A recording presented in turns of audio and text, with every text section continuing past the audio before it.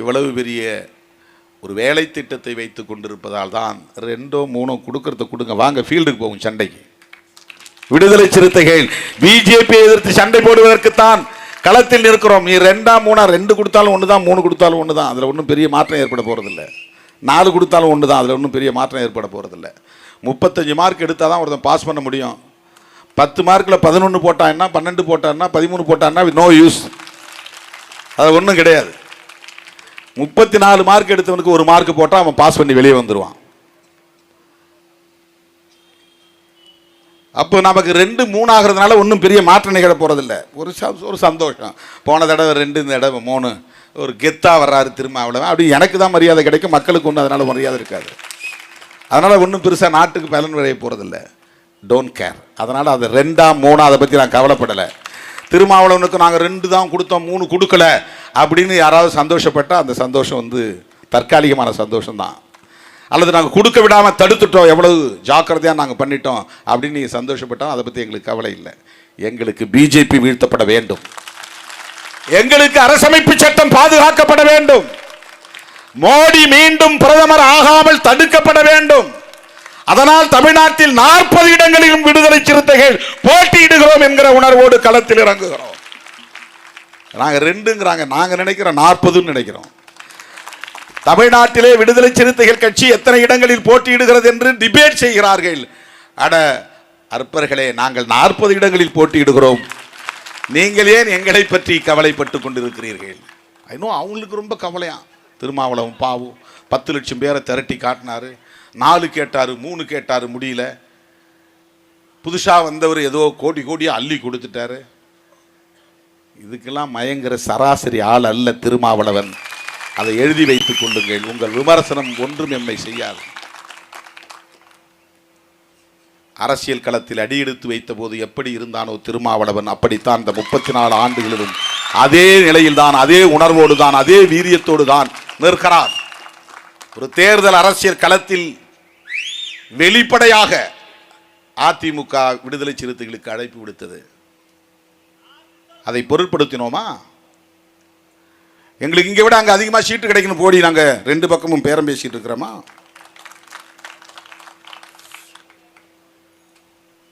இங்கே பேசுறது அங்கே தெரியணும், அங்கே பேசுறது இங்கே தெரியணும், இன்னமும் பேசிட்டு இருக்கிறாங்க சில கட்சிகள். உங்களுக்கு தெரியும், அங்கேயும் அட்வான்ஸ் வாங்குறாங்க, இங்கேயும் அட்வான்ஸ் வாங்குறாங்க.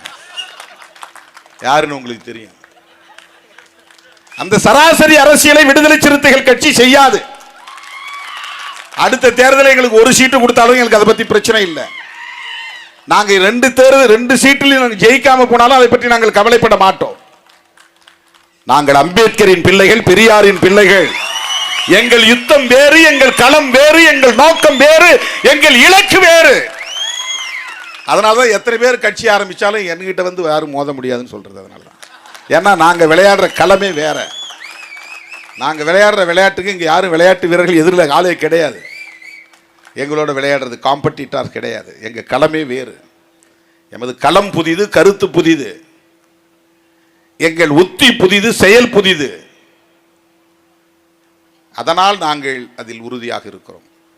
சராசரியாக சும்மா குடிச்சிட்டு வந்து எவன் டிபேட்டு சோசியல் மீடியாவில் பேசிகிட்டு இருக்கிறான்.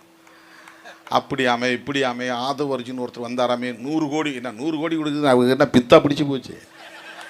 எந்த பித்து கொண்ட? முதல்ல பணக்காரன் தான் உலகத்திலேயே மிகப்பெரிய கருமியாக இருப்பாங்க. பணக்காரர்கள் தான் கஞ்சர்களாக இருப்பார்கள், எந்த பணக்காரனாக இருந்தாலும். தொழிலதிபர்கள் வந்து ஒரு அரையனா கூலி உயர்த்தி கொடுப்பானா கொடுக்க மாட்டான். ஒரு பிச்சைக்காரனுக்கு வந்து ஒரு 2 ரூபாய் பிச்சை போட்டு கொடுக்க மாட்டான். கோடி கோடியாக ஊதாரியாக செலவு பண்ணணும், அது வேறு விஷயம். சாதாரண மக்கள் தான் ஒருத்தர் பட்டினி கிடந்தா கையில் இருக்கிறத அப்படியே அடுத்து கொடுத்து போயிடுவாங்க. அந்த கொடை உள்ளம் சாதாரண மக்கள்கிட்ட தான் இருக்கும். தான் வீட்டில் இருக்கிற பழைய கஞ்சி கூட யாரோ ஒருத்தன் பார்த்தா, ஐயோ பாவம் இந்த குழந்தைக்கு ஒன்றுமே அன்னம் இல்லை, ஆகாரம் இல்லை அப்படின்னா அந்த பழைய சோறு அள்ளி கொடுத்துட்டு அவங்க பாட்டு பட்டினி கிடப்பாங்க.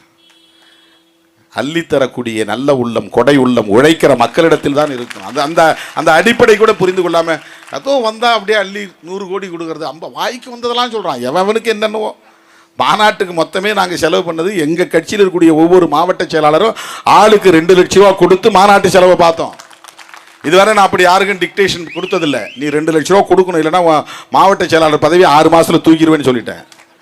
நான் பெரிய கிராண்டாக இப்போ தான் அது மாதிரி நான் சொன்னேன். 144 மாவட்ட செயலாளர் போட்டிருக்கோம். இந்தியாவில் எந்த கட்சியும் இப்படி ஃப்ராக்மெண்ட் பண்ணது கிடையாது. 2 ஒன்றியது ஒரு மாவட்ட செயலாளர்.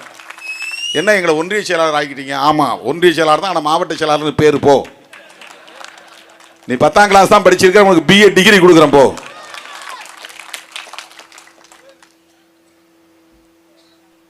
இதெல்லாம் ஜனநாயகப்படுத்துதல், எல்லாத்தையும் டீசென்ட்ரலைசேஷன். ஜனநாயகத்தில் ரொம்ப முக்கியமான ஒன்று என்னென்னா டீசென்ட்ரலைசேஷன் ஆஃப் பவர். ஒரு ஆள்கிட்ட ஒட்டுமொத்த மாவட்டத்தையும் கொடுத்து நீ தான் மாவட்ட செயலாளர்னா அவர் ரொம்ப கெத்தாக உட்காந்து வேறு எங்கேயும் போக மாட்டார். அவர் வீட்டை தாண்டி எங்கேயும் அவருக்கு ஒரு கிலோமீட்டர் தூரம் கூட அவன் போக மாட்டான். 10 வருஷம் இருப்பான், 1 கிலோமீட்டர் அவனுக்கு எங்கே மாவட்டம் எல்லாருக்குனே தெரியாது. அப்படி ஒரு ஆளை ஏன் போடணும்? ஒரு ஒன்றியத்துக்கு ஒரு ஆளை போட்டு நீ மாவட்டம் போய் பார். எல்லா ஊர்லேயும் கொடியேற்றணுன்னே எல்லா ஊர்லேயும் கொடியேற்றிட்டான். இப்போ வர்ற வழியெல்லாம் கொடியேற்றான். ஒரே திருவிழா கோலமாக இருக்குது, ஒரே திருவிழா கோலம். வேற போட்டி வந்துருச்சு. 2 ஒன்றியத்துக்கு ஒரு மாவட்ட செயலாளர், 144 மாவட்ட செயலாளர், 80 பேர் ஆளுக்கு 2 லட்சம் ரூபா கொடுத்தான். சொன்ன உடனே 80 பேர். மற்றவங்க ஆளுக்கு கொஞ்சம் கொஞ்சம். அதுலேயும் ஏமாத்துறவங்க எத்தனை பேர் இருப்பான்ல. முடிஞ்ச வரலையும் ஏய்க்கலாம். அண்ணன்ட்ட கொடுக்காம ஏதாவது ஒரு காரணம் சொல்லலாம். அண்ணன் எங்களுக்கு வசூல் பண்ண முடியல, எங்களுக்கு யாரும் பணம் கொடுக்கல அப்படின்னு 20,000 கொடுத்த கூட இருக்கிறான். 0 கொடுத்த கூட, ஒன்றுமே கொடுக்காம கூட ஒருத்தர் இருக்கிறான். 2 பேர் இருக்கிறான் 144 பேரில். அப்படி மாநாட்டை நாங்கள் நடத்தினாங்க. அவனும் வந்தவங்களாம் சொல்கிறான். ஒருத்தன் வந்து முதல்ல 50 கோடி. நான் நேற்று ஒருத்தன் பேசிடுறான் 100 கோடி. எந்த பைத்தியக்காரனாவது அப்படி கொடுக்க முடியுமா? என்னையா இது? ஏன்னா இவங்க வந்து அப்படி அவதூறு பரப்புறாங்களாம். உடனே மக்கள் நம்பிடுவாங்களாம். திருமாவளவனை தூக்கி போட்டுருவாங்களாம் குப்பையில். ஏய் போங்கடா, 35 ஆண்டு கால உழைப்புடா, 35 ஆண்டு கால உழைப்பு.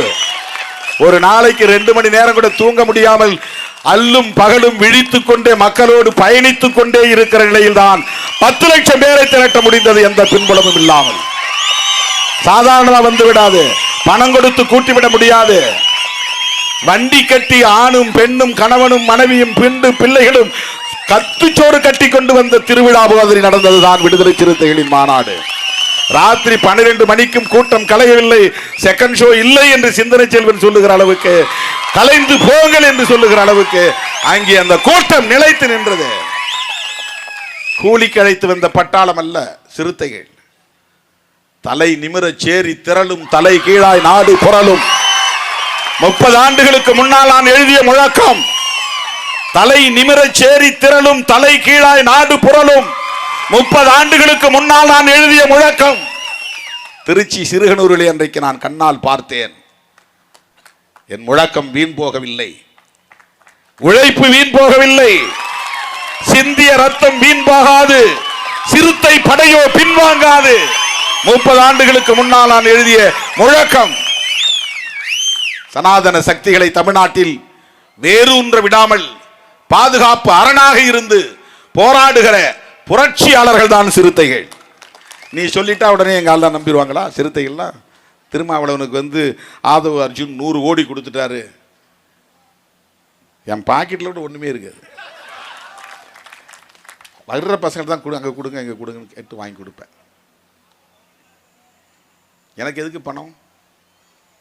10 வருஷம் எம்பியா இருந்துட்டேன். 10க்கு 10 ரூம்ல தான் தங்கியிருக்கிறேன் தம்பிங்களோட. அவங்க முன்னால தான் உடை மாத்துறேன், அவங்க முன்னால தான் சாப்பிட்டுக்கிட்டு இருக்கிறேன். இவங்கெல்லாம் கூலிக்கு மாரடிக்கிற கும்பல்.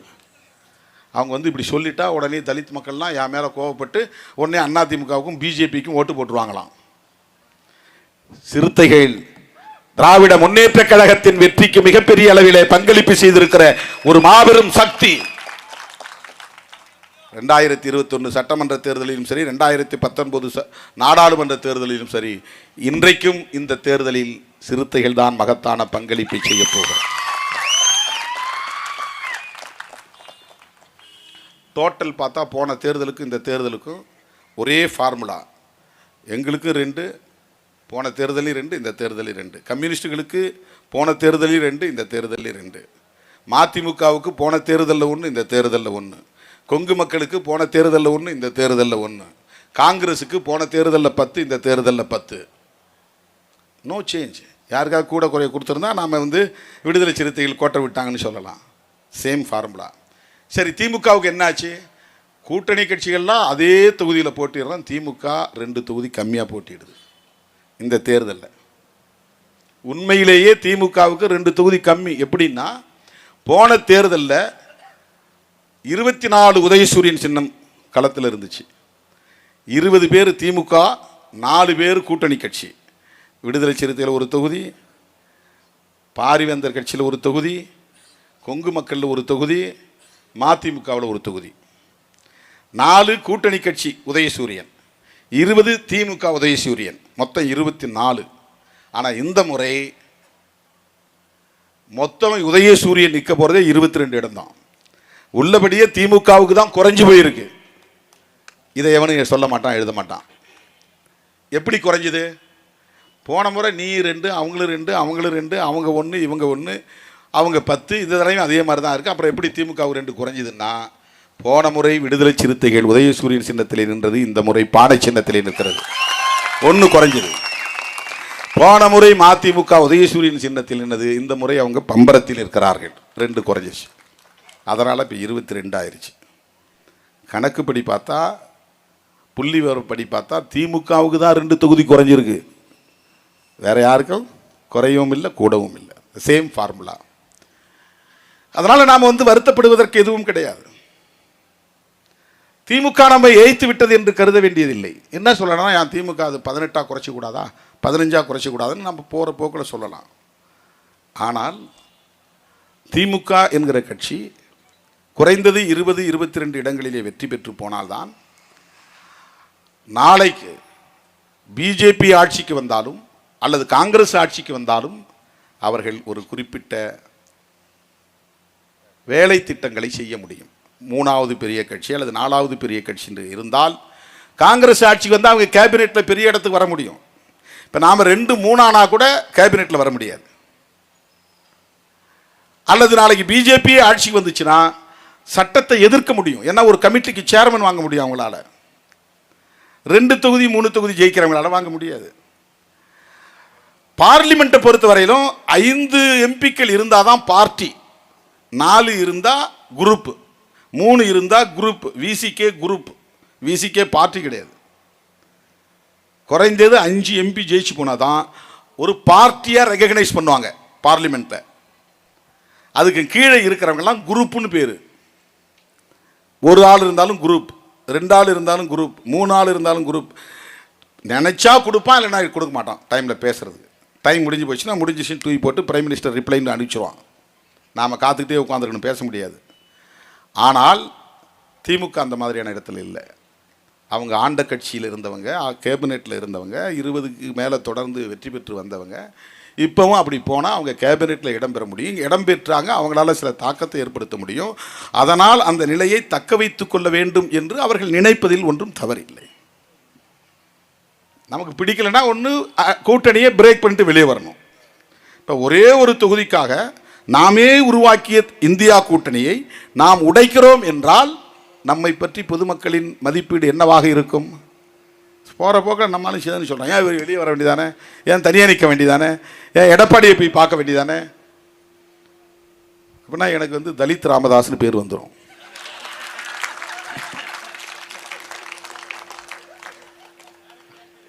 வரலாறு முழுக்க அப்படி ஒரு பெயர் எனக்கு வந்துவிடும். நான் தான் திருமாவளவன் வழி தனி வழி. தற்காலிக பலன்களுக்கு நாம் முக்கியத்துவம் தருவதில்லை. இதெல்லாம் மக்கள் மத்தியில் நமக்கான நன்மதிப்பை உயர்த்தி கொண்டே இருக்கிறது. நாம் கோட்டையை நோக்கி அல்லது அதிகார மையத்தை நோக்கி பயணிக்க வேண்டும் என்பதை விட அந்த அதிகார மையம் நம்மை நோக்கி பயணித்து வரும்.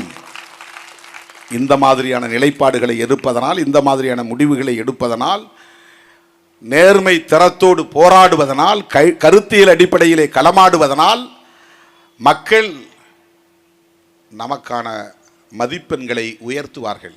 அவங்க வேல்யூவேஷன் பண்ணும்போது நமக்கு மார்க்ஸ் கூடுதலாக போடுவாங்க. அருமை தோழர்களே, சனாதனமயமாதலும் கார்ப்பரேட் மயமாதலும் என்கிற 2 முக்கியமான கொள்கைகளை உயர்த்தி பிடிக்கிற த பாசிசம் என்கிற ஜனநாயக விரோத கொள்கையை உயர்த்தி பிடிக்கிற பாஜகவை வீழ்த்துவதே நமது இலக்காக அமையட்டும். அதற்கு முதலில் தமிழ்நாட்டில் 40க்கு 40 நாம் வெற்றி பெற்றாக வேண்டும். விடுதலை சிறுத்தைகள் 2 பானை சின்னங்களில் போட்டியிட்டாலும் 40 தொகுதிகளிலும் போட்டியிடுகிறது என்கிற உணர்வோடு களமாடுவோம் களமாடுவோம் என்று சொல்லி வாய்ப்புக்கு நன்றி கூறி முடிக்கிறேன். நன்றி, வணக்கம்.